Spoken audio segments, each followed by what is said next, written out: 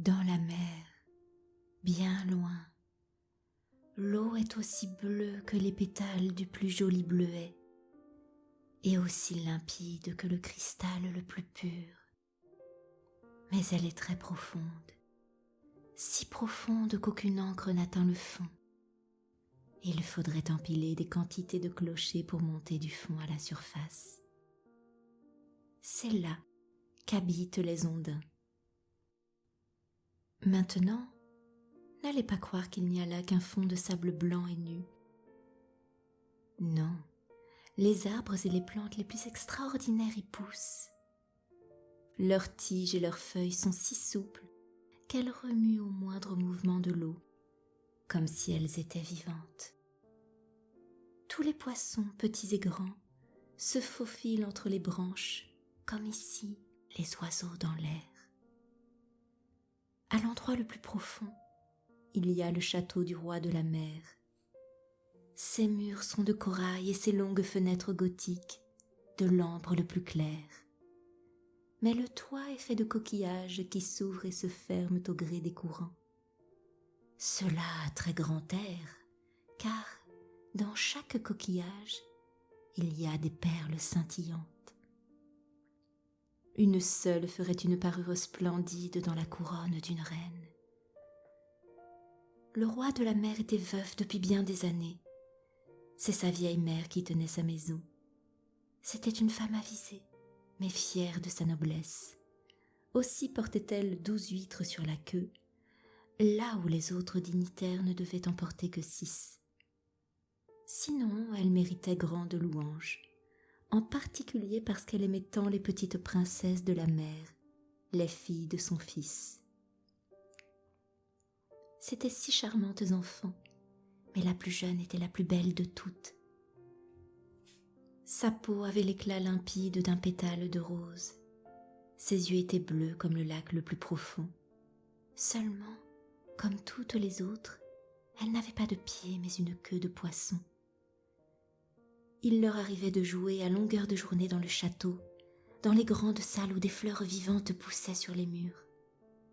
On ouvrait les grandes fenêtres d'ambre, et alors, les poissons entraient et nageaient jusqu'à elles, tout comme chez nous les hirondelles entrent en volant quand nous ouvrons.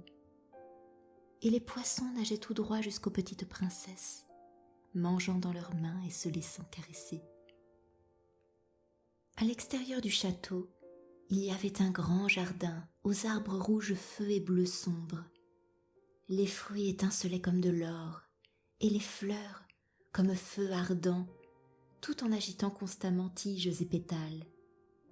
Pour le sol, il était du sable le plus fin, mais bleu comme soufre enflammé. Sur le tout planait une merveilleuse lueur bleue. On se serait cru très haut en l'air à ne voir que le ciel au-dessus et en dessous de soi, plutôt que de se trouver au fond de la mer. Par temps parfaitement calme, on pouvait apercevoir le soleil. On aurait dit une fleur pourpre dont le calice dispensait toute cette lumière. Chacune des petites princesses avait son petit coin dans le jardin, où elle pouvait creuser et planter comme elle le voulait. L'une donnait à sa plate-bande de fleurs la forme d'une baleine. Une autre préférait que la sienne ressemblât à une petite sirène. Mais la plus jeune fit la sienne toute ronde comme le soleil, et n'eut que des fleurs d'un rouge éclatant comme lui. C'était une étrange enfant, tranquille et réfléchie, tandis que ses sœurs décoraient leur coin avec les choses les plus extraordinaires qu'elles avaient retirées des bateaux coulés. Elle ne voulait, en dehors des fleurs roses vives qui ressemblaient au soleil là-haut, qu'une belle statue de marbre. C'était un joli garçon, taillé dans de la pierre blanche et claire, et qu'un naufrage avait déposé au fond de la mer. Elle planta près de cette statue un saule pleureur rose vif, qui poussa merveilleusement et fit retomber ses fraîches branches tout autour, jusqu'au sol de sable bleu, où l'ombre apparaissait violette et remuait comme les branches. On aurait dit que la cime et les racines jouaient à s'embrasser. Elle n'avait pas de plus grande joie que d'entendre parler du monde des hommes là-haut. Il fallait que sa vieille grand-mère raconte tout ce qu'elle savait des bateaux et des villes, des gens et des animaux. Surtout, elle trouvait étonnamment merveilleux que là-haut, sur la terre, les fleurs aient un parfum. Elle n'en avait pas au fond de la mer. Et que les forêts soient vertes, et que les poissons que l'on voyait parmi les branches sachent chanter si haut, si délicieusement que c'en était un plaisir. C'étaient les petits oiseaux que la grand-mère appelait poissons. Sinon, les petites princesses n'auraient pu la comprendre puisqu'elles n'avaient jamais vu d'oiseaux. Quand vous aurez 15 ans, disait la grand-mère, vous aurez la permission de monter à la surface de la mer, de vous asseoir au clair de lune sur les rochers et de voir les grands bateaux passer. Vous verrez des forêts et des villes. L'année qui vint, l'une des sœurs eut 15 ans, mais les autres, eh bien, chacune avait un an de moins que la précédente. Et donc, la plus jeune devait attendre encore 5 ans avant d'oser monter du fond de la mer pour voir notre monde. Mais elles se promettaient mutuellement de se raconter ce qu'elles auraient vu et trouvé de plus joli le premier jour, car leur grand-mère ne leur en racontait pas assez. Il leur restait toujours tant de choses à savoir. Aucune n'était aussi impatiente que la plus jeune. Celle précisément qui avait le plus longtemps à attendre et qui était si calme et réfléchie. Bien des nuits, elle restait à la fenêtre ouverte, levant les yeux à travers l'eau bleue sombre où les poissons agitaient les nageoires et la queue. Elle apercevait la lune et les étoiles, certes. Elles brillaient d'un éclat bien pâle, mais à travers l'eau, elles avaient l'air bien plus grandes qu'à nos yeux. Qu'il passât comme une sorte de nuage sous elle, elle savait alors que c'était soit une baleine qui nageait au-dessus d'elle, soit encore un bateau plein de gens qui ne pensaient sûrement pas qu'une charmante petite sirène se trouvait en dessous, tendant vers la quille ses blanches mains. Ainsi, l'aînée des princesses eut 15 ans et monta à la surface de la mer. Quand elle revint, elle avait 100 choses à raconter, mais le plus délicieux, dit-elle, c'était de s'étendre au clair de lune sur un banc de sable dans la mer tranquille et de voir tout près de la côte la grande ville où les lumières scintillaient comme des centaines d'étoiles, d'entendre la musique et le bruit et le vacarme des voitures et des gens, de voir tous les clochers et les flèches d'église et d'entendre les clochers sonner. Comme elle ne pouvait y aller, c'était surtout de tout cela qu'elle languissait. Oh, comme la plus jeune sœur écoutait. Et quand, ensuite, elle se tint à la fenêtre ouverte, le soir, levant les yeux à travers l'eau bleue sombre, elle pensa à la grande ville avec tout son vacarme et son bruit, et elle crut entendre la sonnerie des cloches descendant jusqu'à elle. L'année suivante, la deuxième sœur eut la permission de monter et de nager où elle voudrait. Elle émergea au moment précis où le soleil se couchait, et ce fut ce spectacle qu'elle trouva le plus splendide. On eût dit que le ciel tout entier était d'or, dit-elle, et les nuages, eh bien, elle ne pourrait assez les décrire. Rouges et violets, ils avaient vogué au-dessus d'elle. Mais, bien plus rapide qu'eux, volait, comme un long voile blanc, un groupe de cygnes sauvages au-dessus de l'eau, là où était le soleil. Elle avait nagé vers lui, mais il avait sombré, et la lueur rose s'était éteinte à la surface de la mer et sur les nuages. L'année suivante, ce fut la troisième sœur qui monta. C'était la plus hardie de toutes. Aussi nagea-t-elle vers un large fleuve qui se jetait dans la mer. Elle vit de magnifiques collines vertes avec des vignes, des châteaux et des fermes qui perçaient parmi de splendides forêts.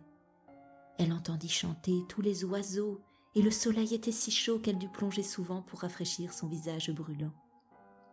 Dans une petite anse, elle rencontra tout un groupe d'enfants. Ils couraient tout nus et pataugeaient dans l'eau. Elle voulut jouer avec eux, mais ils se sauvèrent, effrayés, et un petit animal noir arriva. C'était un chien, mais jamais encore elle n'avait vu de chien. Il aboya si affreusement après elle qu'elle prit peur et chercha refuge en pleine mer. Mais jamais elle ne pourrait oublier les magnifiques forêts, les vertes collines et les jolis enfants qui savaient nager, bien qu'ils n'aient pas de queue de poisson. La quatrième sœur n'était pas si hardie. Elle resta au beau milieu de la mer démontée et dit que c'était précisément là que c'était le plus magnifique. On voyait à des lieues à la ronde, et le ciel au-dessus était comme une grande cloche de verre.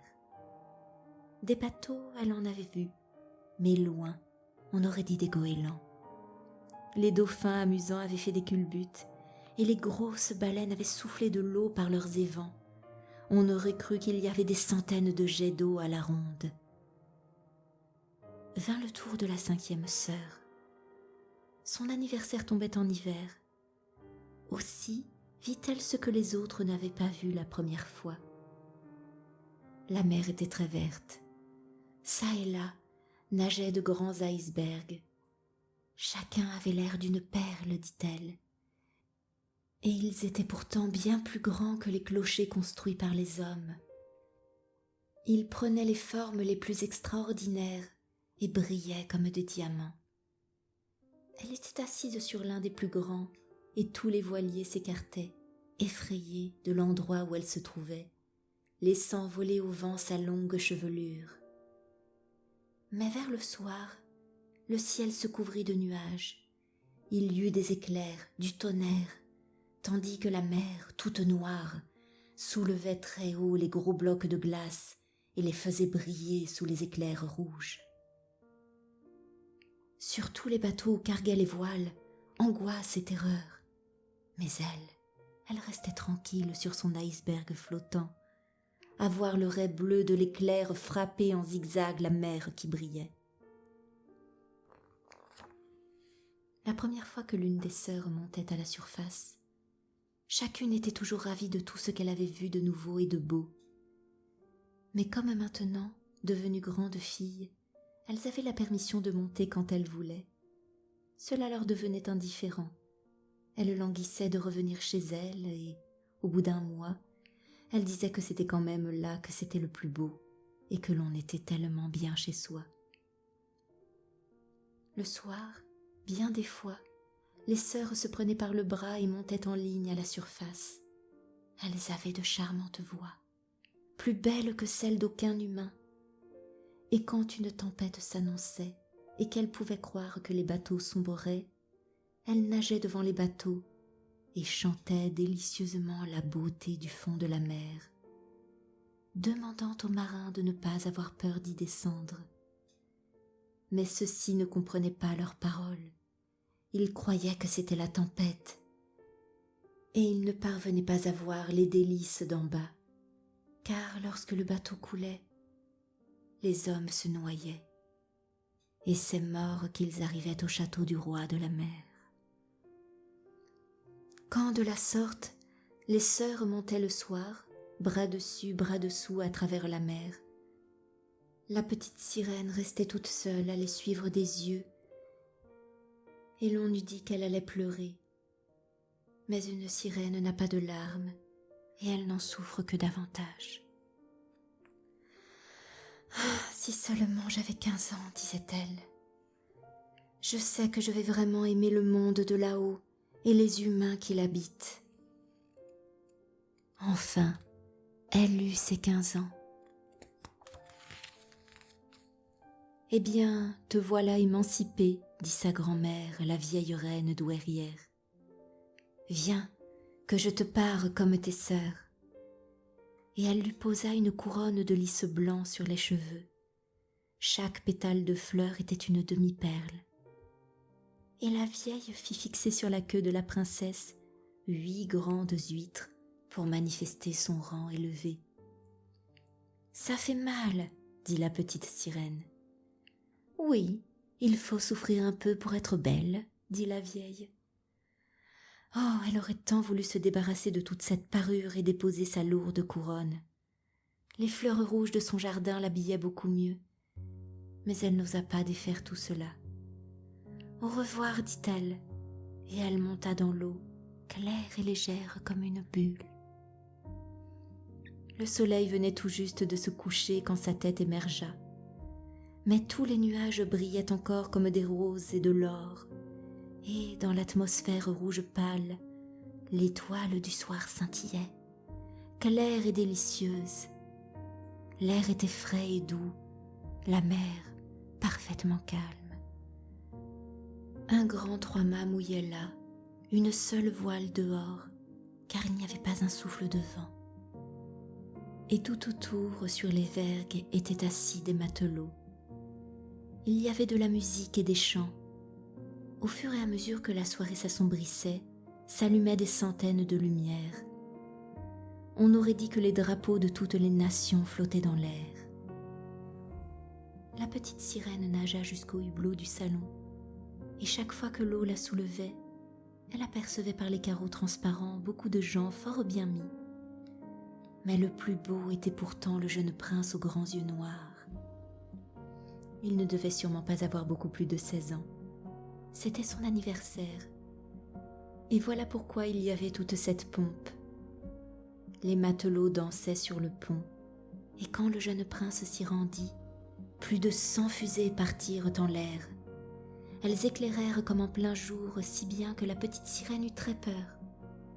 Elle plongea sous l'eau, mais elle ressortit bientôt la tête. Et alors, ce fut comme si toutes les étoiles du ciel tombaient sur elle.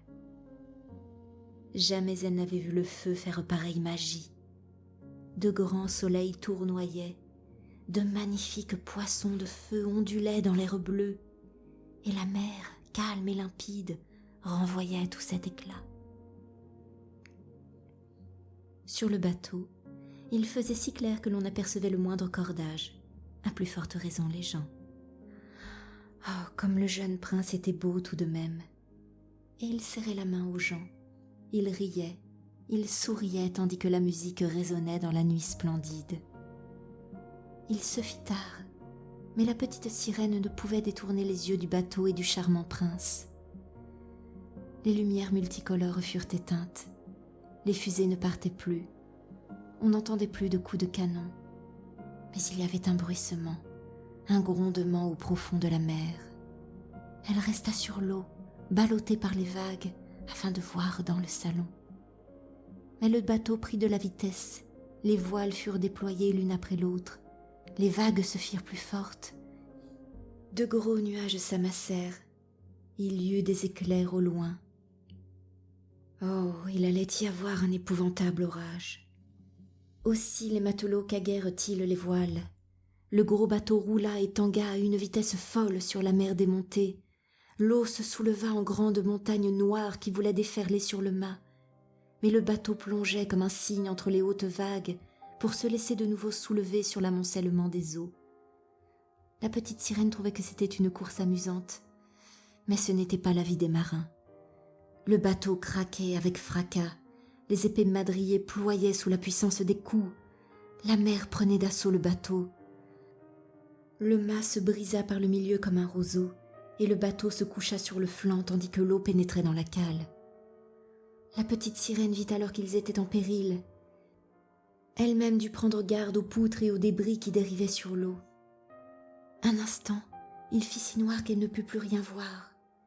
Mais dès qu'il y avait un éclair, il faisait si clair de nouveau qu'elle reconnaissait tout le monde sur le bateau. Chacun se démenait de son mieux.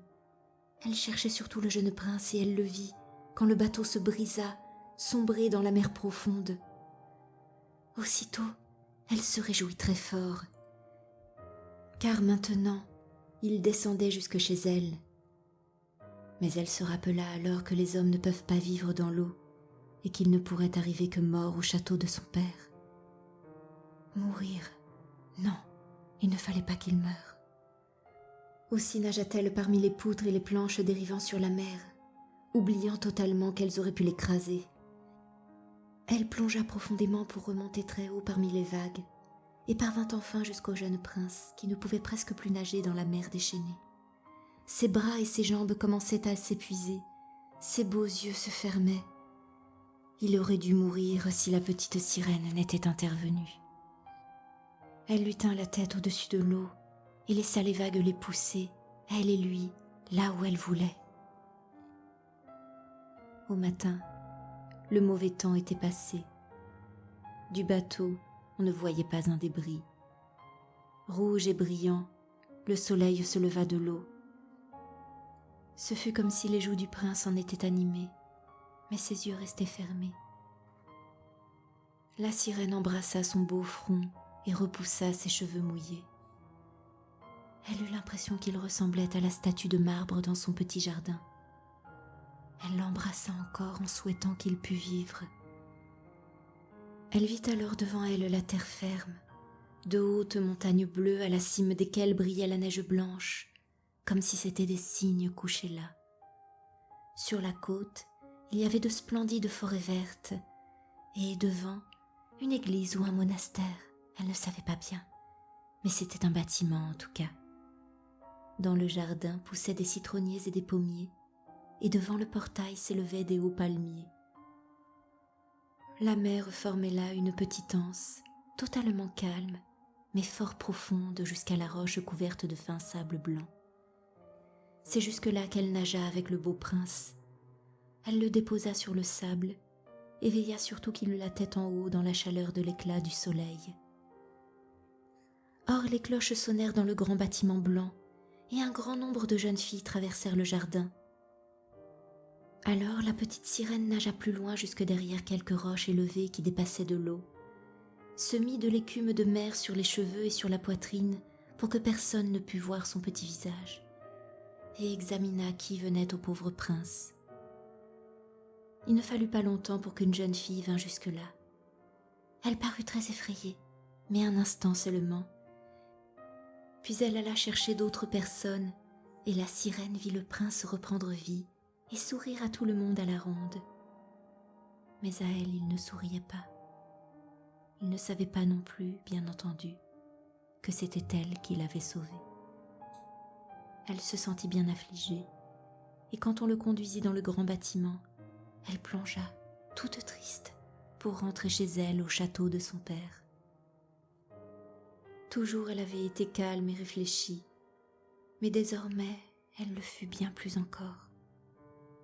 Ses sœurs lui demandèrent ce qu'elle avait vu la première fois qu'elle était allée là-haut, mais elle ne raconta rien. Bien des soirs, bien des matins, elle montait là où elle avait quitté le prince. Elle vit mûrir les fruits du jardin, et on les cueillait. Elle vit fondre la neige sur les hautes montagnes. Mais le prince, elle ne le vit pas.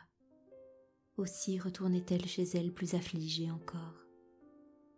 Là, sa seule consolation était de rester dans son petit jardin et d'entourer de ses bras la belle statue de marbre qui ressemblait au prince. Mais de ses fleurs, elle ne s'occupait pas. Elles poussaient comme dans un fourré, jusque dans les allées, enlaçant de leurs tiges et de leurs feuilles les branches des arbres, si bien qu'il faisait tout sombre. Finalement, elle n'y tint plus. Elle le dit à l'une de ses sœurs, et aussitôt toutes les autres la prirent. Mais personne d'autre qu'elle, sinon 2 ou 3 autres sirènes, qui ne le dirent qu'à leurs plus proches amies. L'une de celles-ci savait qui était ce prince. Elle aussi avait vu la fête sur le bateau et savait d'où il était, où se trouvait son royaume. « Viens, petite sœur » dirent les autres princesses, et les bras autour des épaules l'une de l'autre, elles montèrent en une longue ligne devant l'endroit où elles savaient que se trouvait le château du prince. Celui-ci était fait d'une sorte de pierre jaune claire et brillante, avec de grands escaliers de marbre par lesquels on descendait tout droit à la mer. De magnifiques coupoles dorées s'élevaient au-dessus du toit, et entre les piliers qui faisaient tout le tour du bâtiment, il y avait de grandes statues de marbre qui paraissaient vivantes. Par les vitres claires des hautes fenêtres, on plongeait le regard dans les salles magnifiques, tendues de rideaux de soie et de tapis, et tous les murs étaient ornés de grands tableaux que c'était un pur plaisir de regarder. Au milieu de la plus grande salle jaillissait un grand jet d'eau dont les rayons montaient très haut vers la coupole de verre, à travers laquelle le soleil brillait sur l'eau et sur les superbes plantes qui poussaient dans le grand bassin. Elle savait maintenant où il habitait, et maintes soirs, maintes nuits, elle y vint par la mer. Elle nageait beaucoup plus près de la terre qu'aucune des autres ne l'avait osé. Elle alla même jusque dans le canal étroit, vers la magnifique terrasse de marbre qui projetait une longue ombre sur l'eau. Elle restait là, à regarder le jeune prince qui se croyait tout seul dans la limpidité du clair de lune. Bien des soirs, elle le vit naviguer en musique dans son splendide bateau où flottaient les drapeaux. Elle risquait un regard entre les verts roseaux, et si le vent s'en prenait à son long voile et que quelqu'un eût vu cela, on eût pensé que c'était un cygne déployant ses ailes. Maintes nuits, quand les pêcheurs étaient en mer à la lueur de leurs torches, elle les entendit dire grand bien du jeune prince. Elle se réjouissait de lui avoir sauvé la vie, alors qu'à demi-mort il flottait sur les vagues, et elle songeait comme sa tête avait fermement reposé sur sa poitrine, et comme elle l'avait tendrement embrassé. Il n'en savait absolument rien. Il ne pouvait pas même rêver d'elle. De plus en plus, elle se mit à aimer les humains. De plus en plus, elle souhaita pouvoir monter parmi eux. Leur monde lui paraissait bien plus vaste que le sien, car ils étaient capables de voler sur la mer en bateau, de grimper sur les hautes montagnes haut au-dessus des nuages, et les terres qu'ils possédaient, avec leurs forêts et leurs champs, s'étendaient bien au-delà de la portée de ses regards. Il y avait tant de choses qu'elle aurait voulu savoir, mais ses sœurs n'avaient pas réponse à tout. Aussi interrogea-t-elle la vieille grand-mère, qui connaissait bien le monde d'en haut.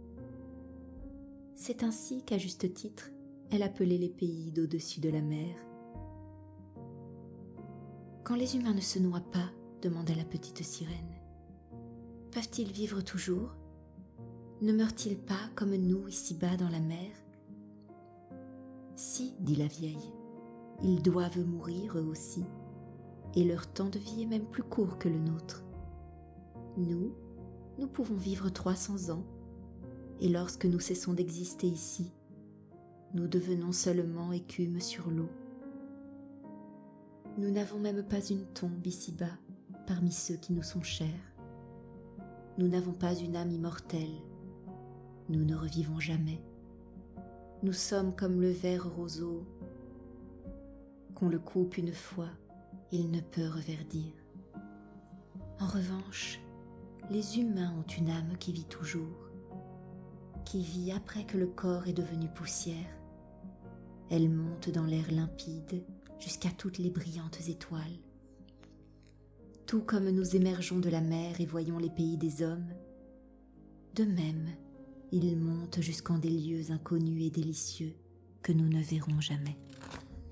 « Pourquoi ne nous a-t-on pas donné une âme immortelle ?»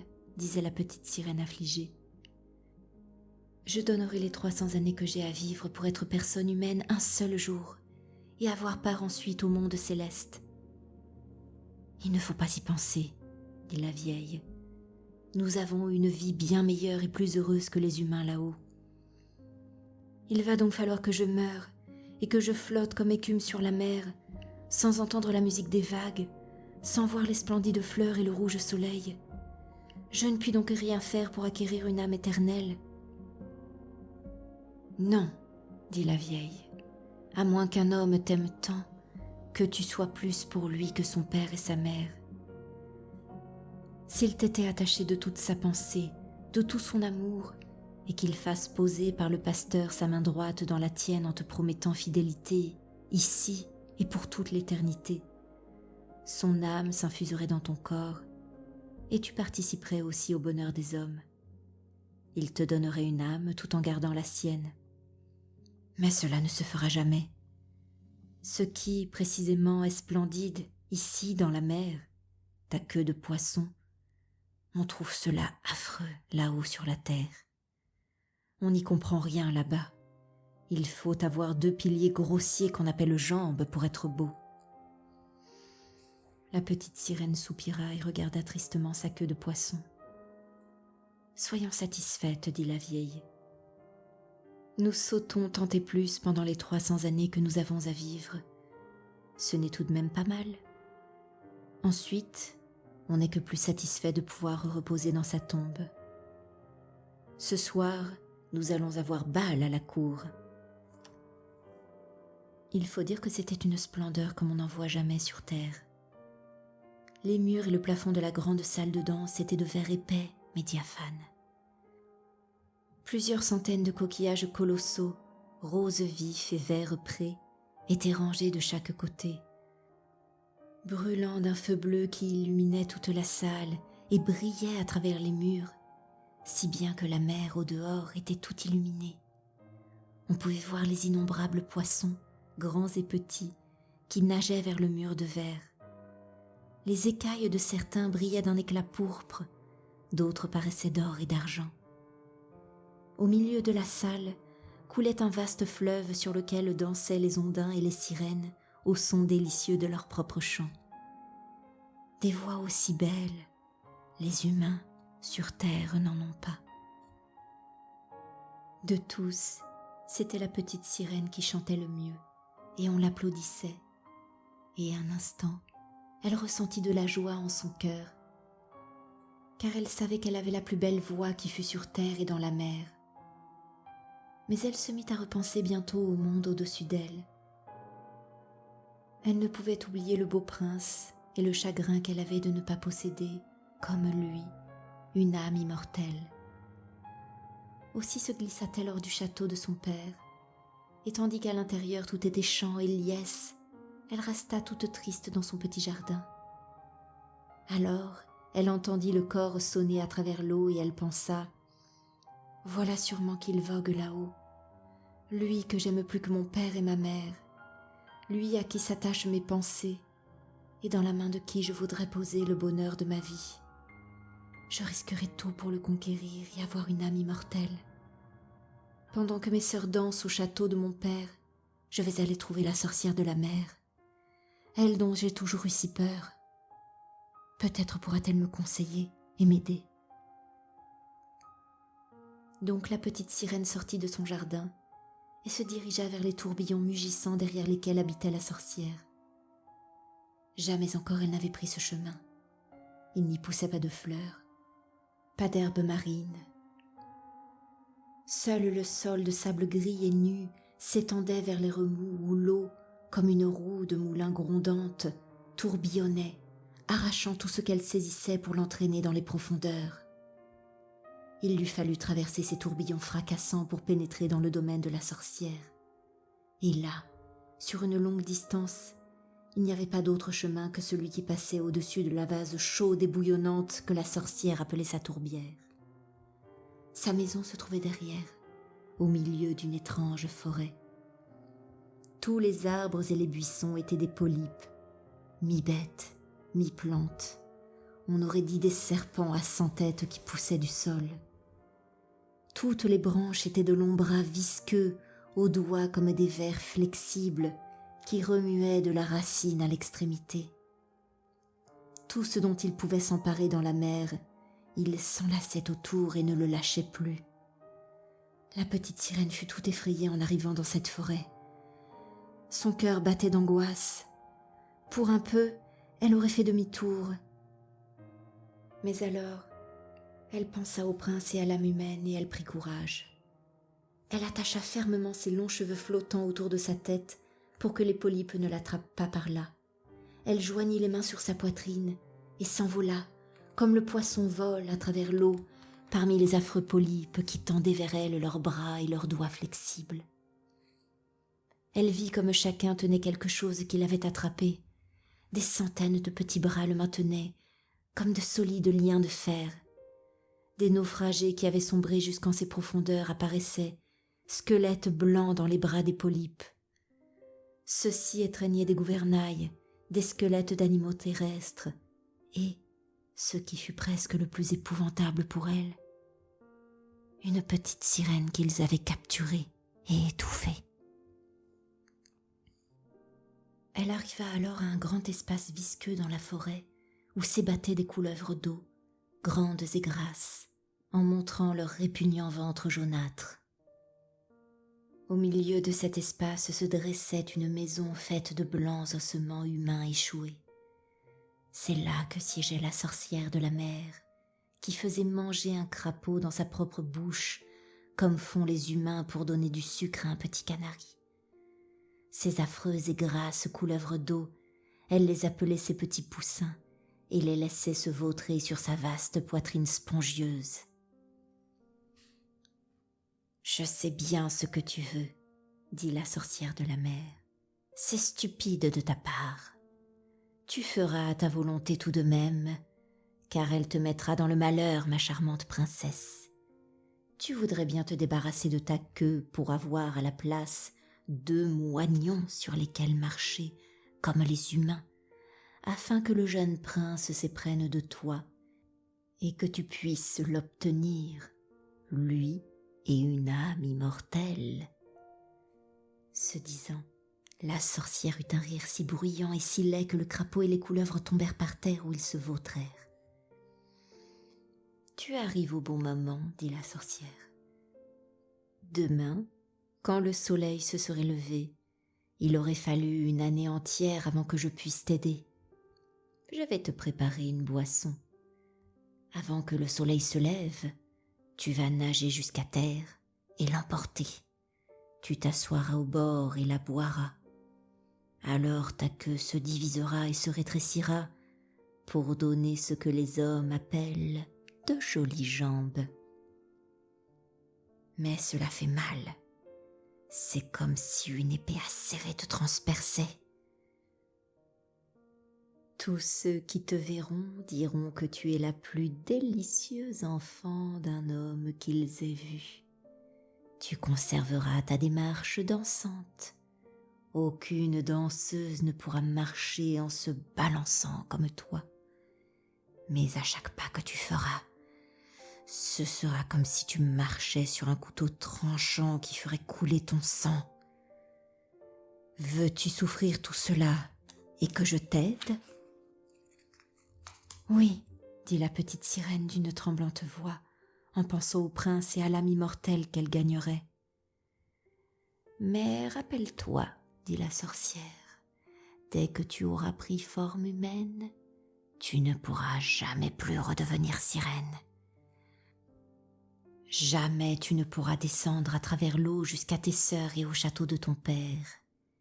Et si tu ne gagnes pas l'amour du prince, de sorte que, pour toi, il oublie père et mère, dépende de toi, de toute sa pensée, et fasse que le pasteur unisse vos mains pour que vous deveniez mari et femme, alors tu n'auras pas d'âme immortelle. Le lendemain matin du jour où il en aura épousé une autre, ton cœur se brisera et tu deviendras écume sur l'eau. « Je le veux, » dit la petite sirène pâle comme une morte. « Mais il faut me payer, moi aussi, » dit la sorcière.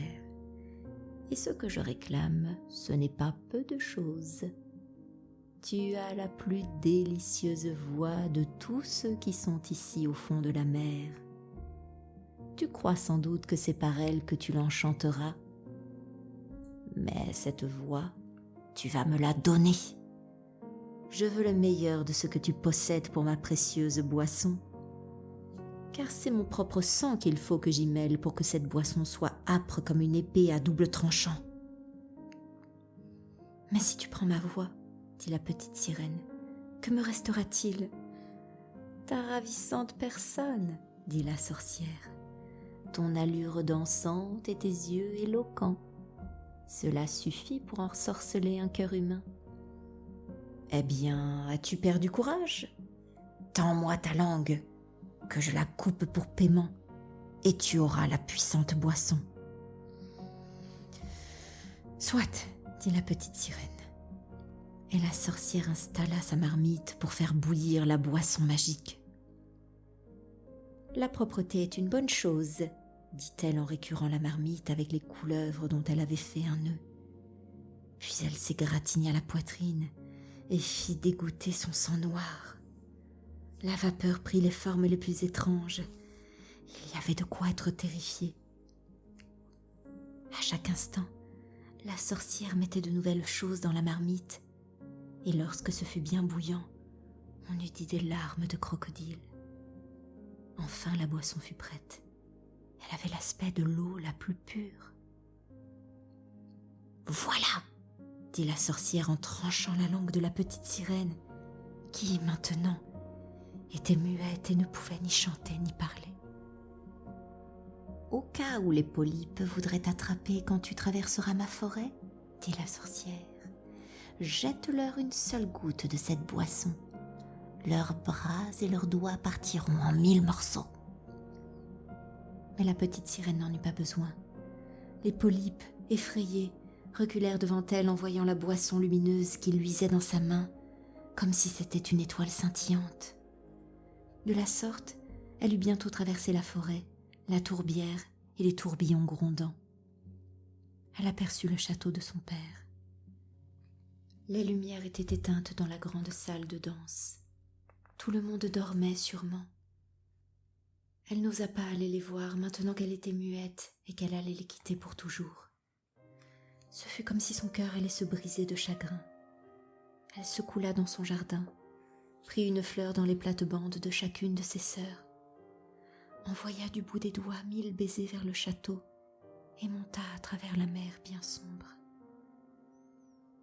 Le soleil n'était pas encore levé quand elle vit le château du prince et gravit le magnifique escalier de marbre. La lune brillait d'une merveilleuse clarté. La petite sirène but l'âpre boisson brûlante, et ce fut comme si une épée à double tranchant transperçait son corps délicat. Elle s'évanouit et resta comme morte. Quand le soleil brilla sur la mer, elle se réveilla et ressentit une douleur aiguë. Mais juste devant elle se tenait le ravissant jeune prince. Il fixa ses yeux noirs sur elle, de sorte qu'elle baissa les siens et vit que sa queue de poisson avait disparu et qu'elle avait les plus jolies petites jambes blanches que jeune fille put avoir. Mais elle était toute nue, aussi s'enveloppa-t-elle dans sa longue chevelure. Le prince demanda qui elle était et comment elle était arrivée là. Et elle le regarda, très doucement, quoique très tristement, de ses yeux bleu foncé, car parler elle ne le pouvait pas. Alors il la prit par la main et l'emmena au château.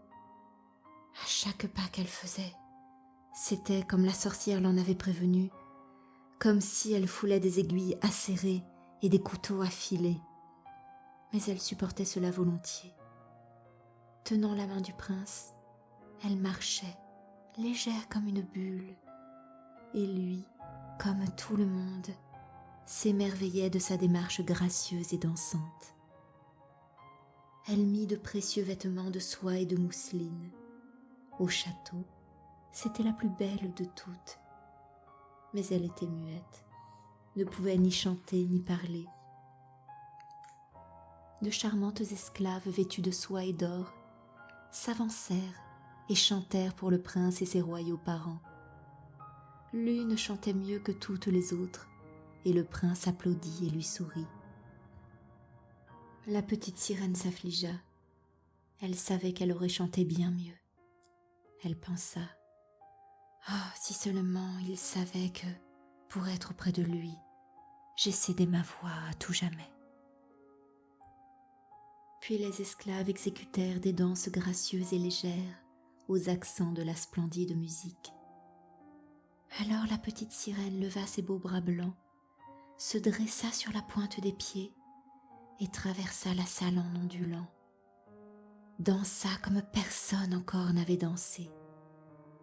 À chacun de ses mouvements, sa grâce devenait encore plus visible et ses yeux parlaient plus profondément au cœur que le chant des esclaves.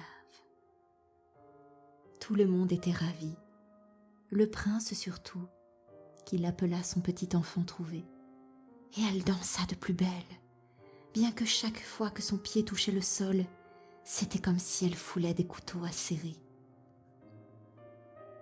Le prince dit qu'elle resterait tout le temps auprès de lui, et elle eut la permission de dormir devant sa porte, sur un coussin de velours. Il lui fit faire un costume d'homme pour qu'elle pût l'accompagner à cheval. Ils chevauchèrent parmi les forêts embaumées, où les branches vertes lui frappaient l'épaule et où les oiselets chantaient derrière le frais feuillage. Elle escalada les hautes montagnes avec le prince, et ses pieds délicats avaient beau saigner au point que les autres s'en apercevaient. Elle s'en riait et suivait le prince jusqu'à ce qu'il voie les nuages voguer en dessous d'eux, comme une bande d'oiseaux partis pour des pays étrangers. Au château du prince, la nuit, quand les autres dormaient, elle sortait sur le vaste escalier de marbre, se tenait dans l'eau froide de la mer qui rafraîchissait ses pieds brûlants, et alors elle pensait à ceux d'en bas dans les profondeurs. Une nuit, ses sœurs arrivèrent, bras dessus, bras dessous. Elle chantait avec grand chagrin tout en nageant à la surface, et elle leur fit signe, elles la reconnurent, et dirent à quel point elle les avait attristées, toutes.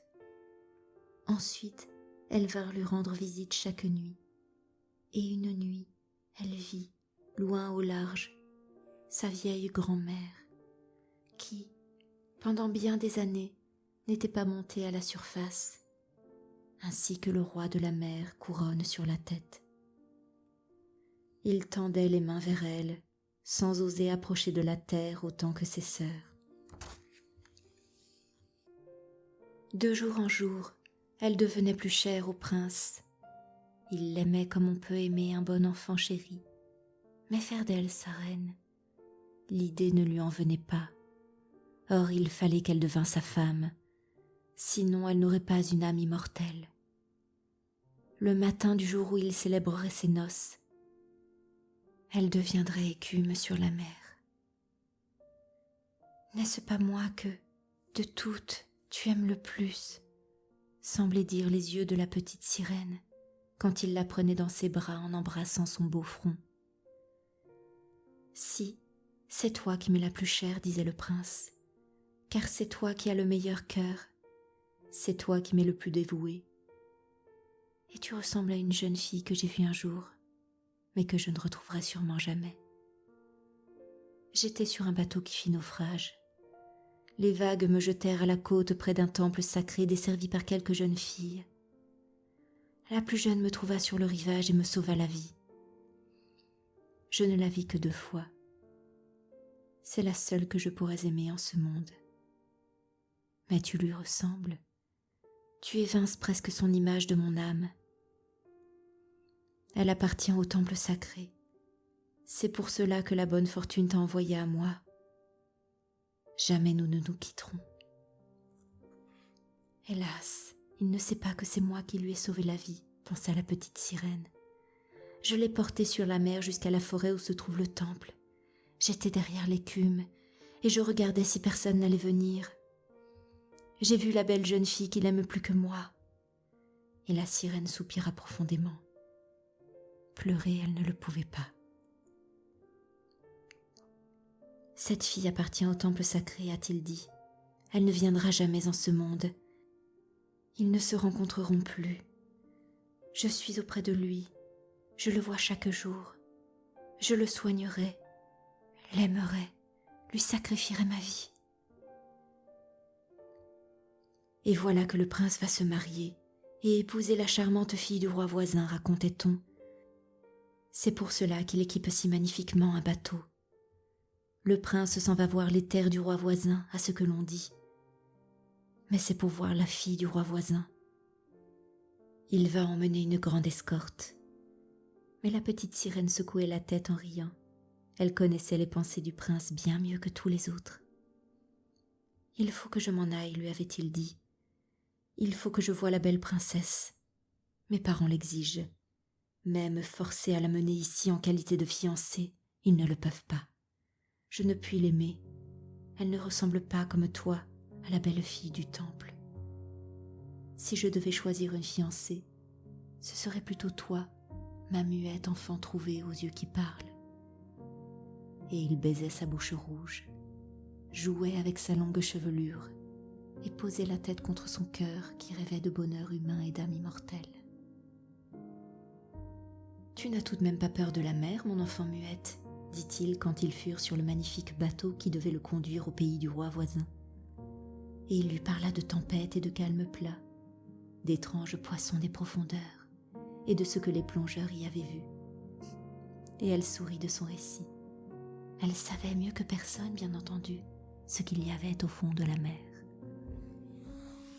Dans la nuit, au clair de lune, alors que tout le monde dormait à l'exception du timonier qui était à la barre, elle se tenait au bastingage, regardant fixement dans l'eau limpide, et il lui sembla voir le château de son père. Tout en haut se tenait la vieille grand-mère, sa couronne d'argent sur la tête, qui levait les yeux à travers les violents courants vers la quille du bateau. Alors ses sœurs arrivèrent à la surface. Elles la regardèrent tristement en tordant leurs mains blanches. Elle leur fit signe, sourit, et voulut dire que tout allait bien et heureusement pour elle. Mais le mousse s'approcha d'elle, et ses sœurs plongèrent si bien qu'il crut que le blanc qu'il avait vu était de l'écume sur la mer. Le lendemain matin, le bateau entra dans le port de la superbe ville du roi voisin. Toutes les cloches des églises carillonnaient. Des hautes tours on sonnait de la trompette, tandis que les soldats, bannières au vent et baïonnettes scintillantes formaient les rangs. C'était fête chaque jour. Bals et dîners se succédaient, mais la princesse n'était pas encore là. Elle était élevée loin de là dans un temple sacré, disait-on. Elle y apprenait toutes les vertus royales. Enfin, elle arriva. La petite sirène languissait de voir sa beauté, et elle dut le reconnaître. Elle n'avait jamais vu personne plus gracieuse. Sa peau était délicate et rose, et derrière de longs cils noirs, souriaient 2 yeux fidèles brun foncé. « C'est toi, dit le prince, toi qui m'as sauvé lorsque je gisais comme un cadavre sur la côte. » Et il serra dans ses bras sa rougissante fiancée. « Oh, je suis trop heureux, dit-il à la petite sirène. Ce que je n'aurais jamais osé espérer de mieux s'est accompli pour moi. Tu vas te réjouir de mon bonheur, car c'est toi qui, de tous, m'aimes le plus. » Et la petite sirène lui baisa la main, et il lui sembla sentir que déjà son cœur se brisait, car le matin des noces du prince lui apporterait la mort et la transformerait en écume sur la mer. Toutes les cloches des églises sonnaient, les héros chevauchaient par les rues, proclamant les fiançailles. Sur tous les autels brûlaient des huiles parfumées dans de précieuses lampes d'argent. Les pasteurs balancèrent des encensoirs, les fiancés se tendirent la main et reçurent la bénédiction de l'évêque. La petite sirène, vêtue de soie et d'or, tenait la traîne de la fiancée, mais ses oreilles n'entendaient pas la musique de fête. Ses yeux ne voyaient pas la sainte cérémonie. Elle pensait à la nuit de sa mort, à tout ce qu'elle avait perdu en ce monde. Le soir même, les mariés montèrent à bord du bateau. Les canons tonnèrent, tous les drapeaux flottaient.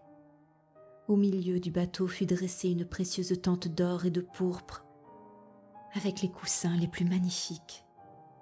C'est là que les jeunes mariés dormiraient, dans la nuit claire et fraîche.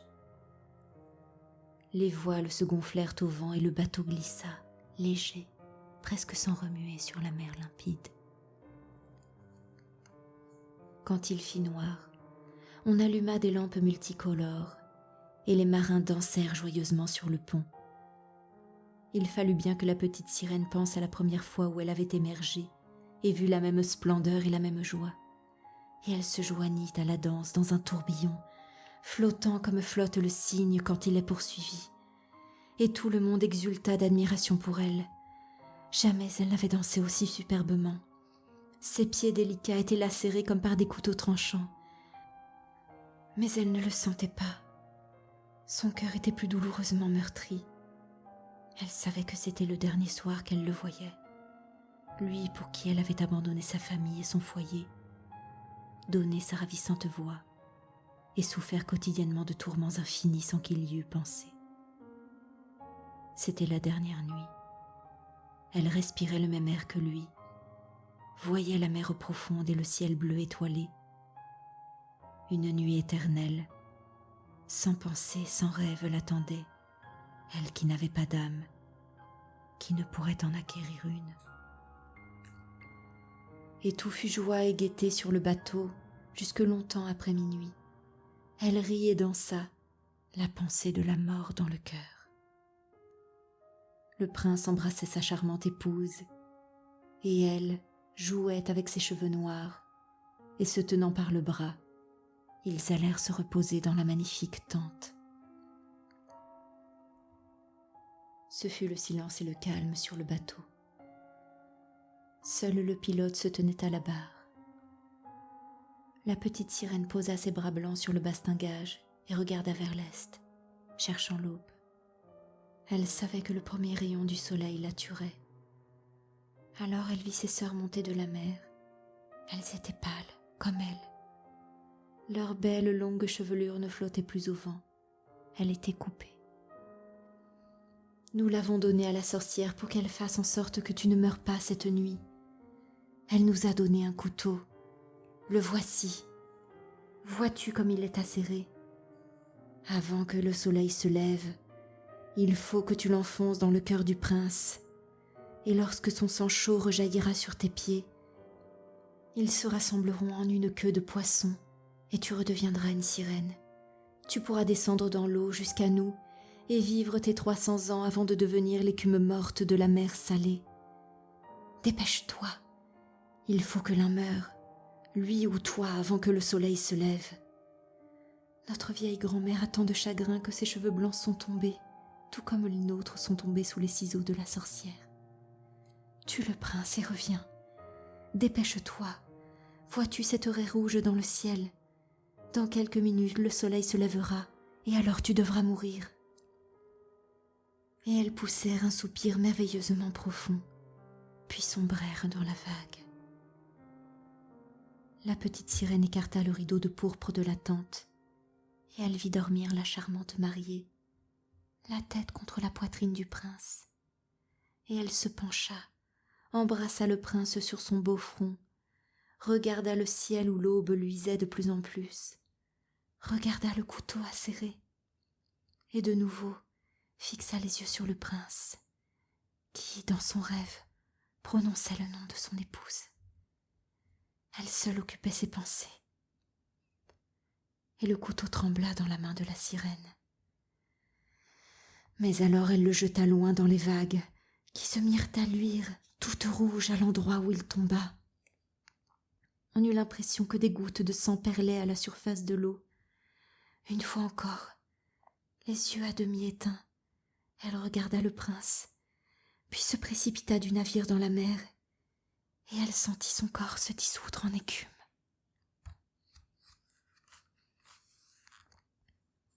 Et le soleil monta de la mer.